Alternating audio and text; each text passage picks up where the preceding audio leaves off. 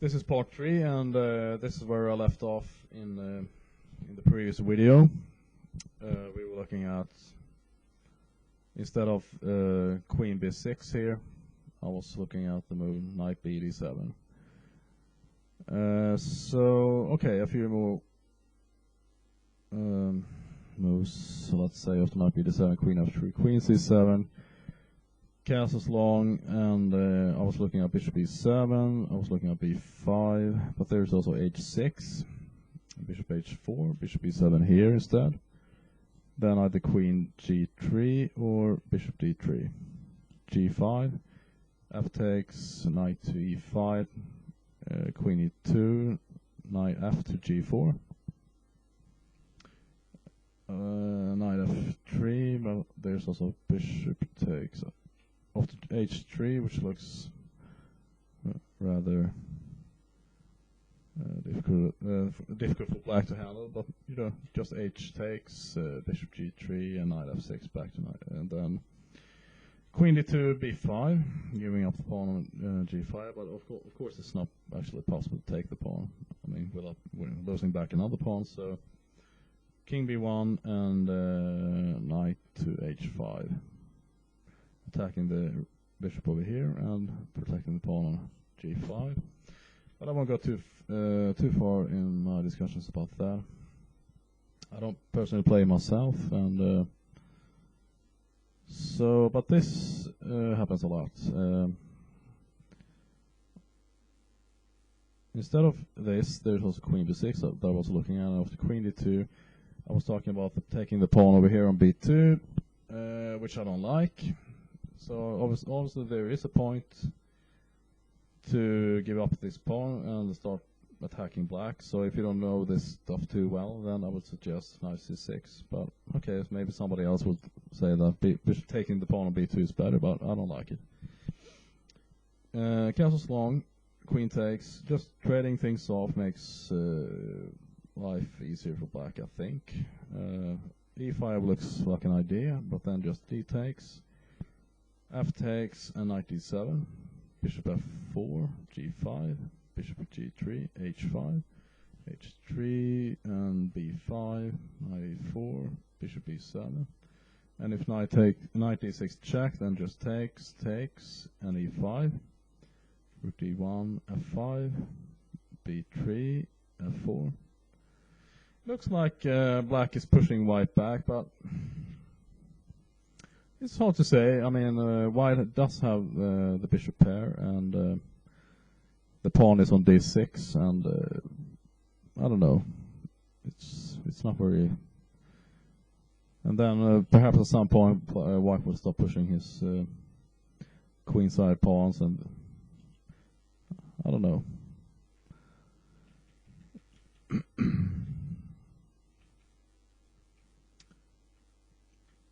But that's one idea at least, after e5. Let's see what else. Okay, there was bishop e7. We were looking at e5, but the most common move here is bishop e2.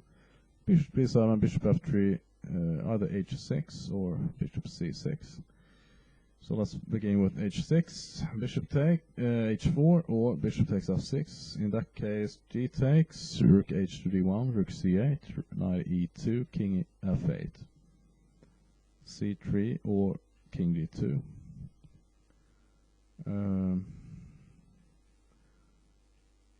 Let's see, instead of h6, bishop c6. Bishop h4, h6, e5, d takes e5, f takes e5, knight d7. If bishop takes f3, e takes f6, bishop c5, f takes g7, rook g8, rook d2, bishop back to c6, and bishop f6, bishop e3, rook e1.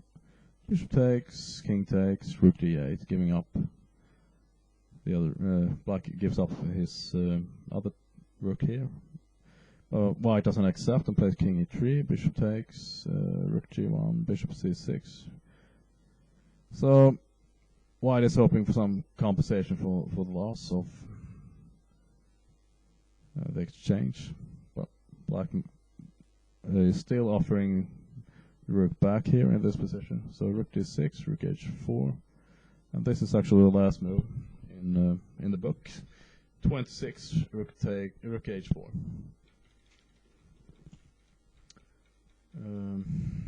Okay, what else?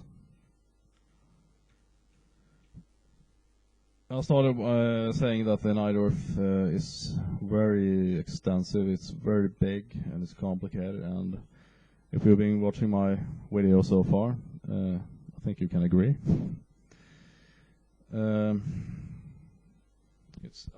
It's just too big to... basically, you have to have one idea of defense for each of these moves that I have been showing. Bishop e3, f3, and bishop g5. And bishop e3 and followed by e5 reminds a lot. Okay, no, I went too far. This move is not too different from this move in case black plays e5, knight b3, bishop e6, etc. And if bishop e3 instead of knight g4 plays e5, again it's very similar to the other variation, except that now there's this bishop on e3, knight b3, bishop e6, and instead of playing f3 in the first move, white is basically doing it right now on move 8, f3.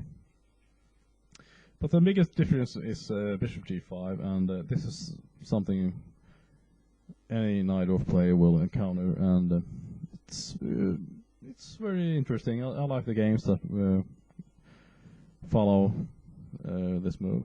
There are many moves. We're looking at this move, f4, etc. And then this move is also possible, f4, e6, bishop c4, let's say, queen b6 or b5. In some cases, when black plays b5, and let's say there's a bishop over here on e7, you have to look out for this move, knight c6, forking the bishop and the queen, and when the queen goes to c7, white takes the bishop, and black has then lost the bishop pair.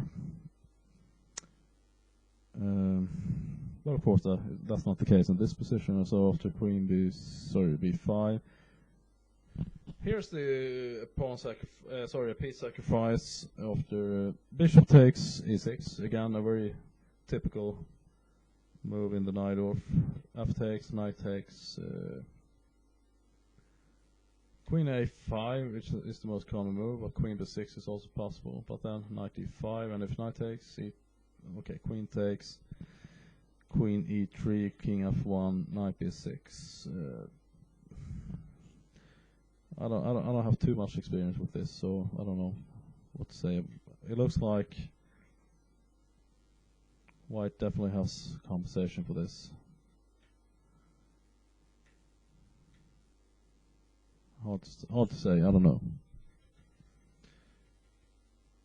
But I suppose queen a5 makes sense, because black obviously wants to avoid this knight d5 move. So knight takes f8, rook takes f8, queen d6, queen takes d6, queen b6, castles long, and b4, knight a4, queen takes, rook takes, h6, bishop h4, a5, rook e1, rook a6, rook d4, g5, f takes, h takes g5, bishop takes g5, rook e6. Black's been stripped down a bunch of pawns. I think okay, black has three pieces against two minor pieces, but on the other hand, white has 1, 2, 3, 4, 5, 6 pawns against 2 pawns.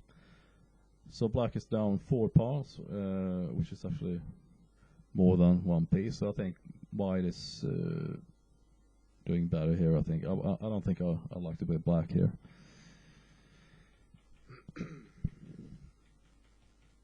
Okay.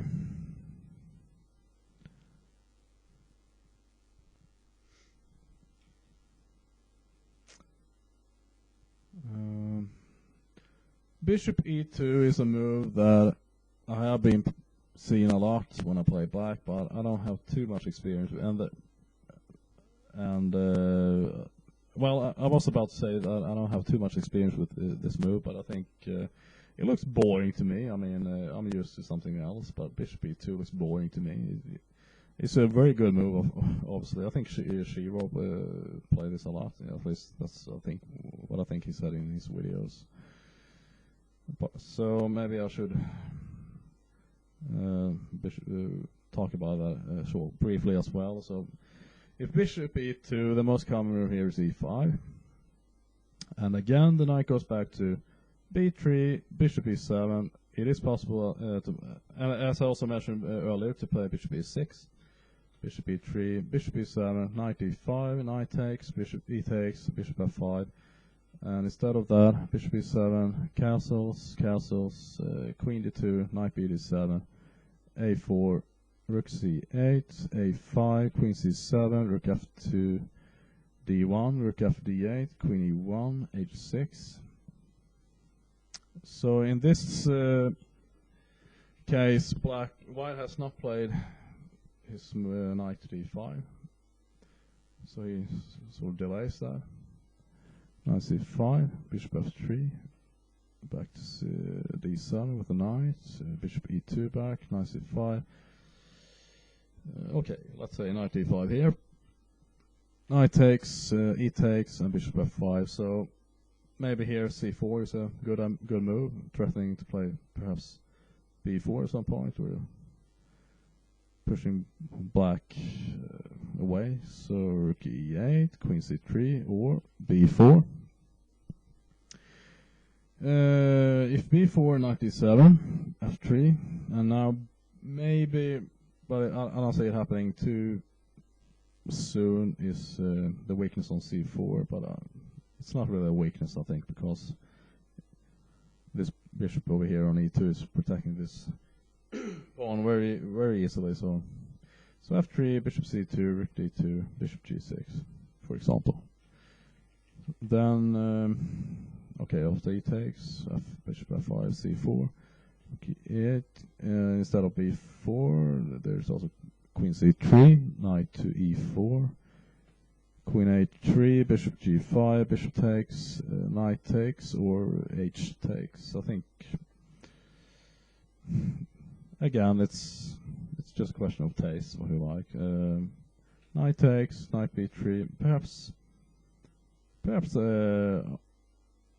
although Knight takes d5 is the most common move, but I don't see it too if h takes is such a bad move. f4 is now secured, and if White ever wants to play a move like f4, it's kind of difficult right now. So, and it is also possible to play f6 or g6. So, I don't know. I think h takes g5 appeals to me more than knight takes. But okay. So that's what happened in a nutshell after the move. 6 Bishop e2, but then there are of course there are other moves. There are many other moves. e6. There is this g6. I'll never play a move like that in the Sicilian myself, actually, so I can't talk too much about that. I think I'll play right over the board. I will play either e6 here or e5, and we already looked at that. If e6, let's say Bishop e3, Bishop e7, castles, Queen c7, f4, Knight c6, and all this stuff is something you see happen a lot over the board. Queen e1, castles, King h1, Knight takes, Bishop takes, b5 or e5 here. If e5, f takes, d takes, Queen g3, Knight d7, Knight d5, Queen d8, takes, Bishop e6. And instead of that, b5, a3, Bishop e7, getting that bishop out, and Queen g3, and that's about as much time I have now, so I have to quit. Time is running out, so I made 3 videos about the Najdorf defense, and I hope you learned something, and I'll see you soon.